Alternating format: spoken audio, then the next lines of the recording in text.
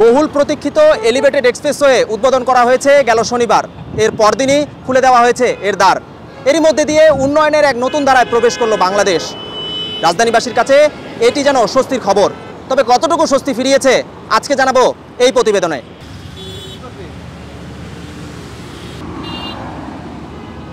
ব্যস্ততার শহর রাজধানী ঢাকা।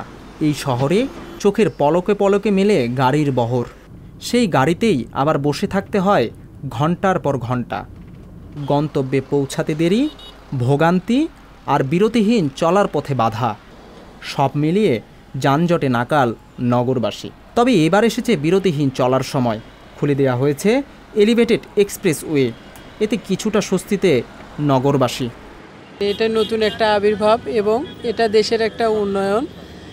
এই জন্য আমাদের খুবই ভালো লাগতেছে যে আমরা শর্ট টাইমে আমরা সব জায়গায় পৌঁছতে পারবো। যানজট অনেকটা কম হয়েছে।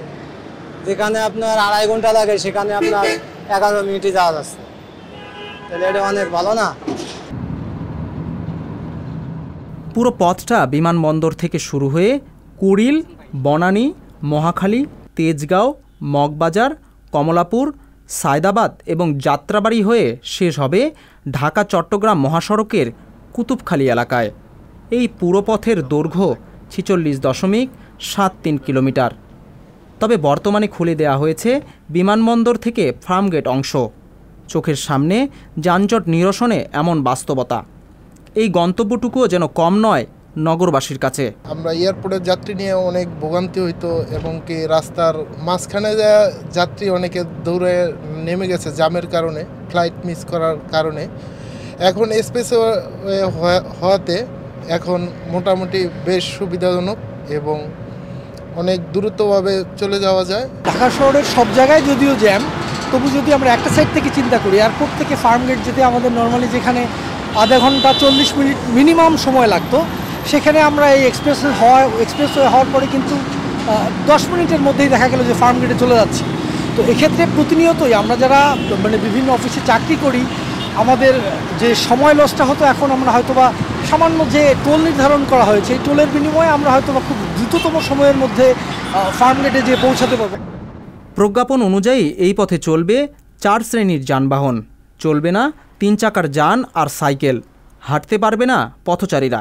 এমন অবস্থায় নিয়মতান্ত্রিক ব্যবস্থার কথা বলছেন নগরবাসী আর আক্ষেপ করছেন মোটরসাইকেল চালকরা। এটা যদি চালু থাকতো তার আমগো লাগে 1.5 ঘন্টা যাইতে, এটা যদি চালু থাকতো আমগো অল্প সময়ের ভিতরে আমরা আইয়ে পড়তে পারতাম।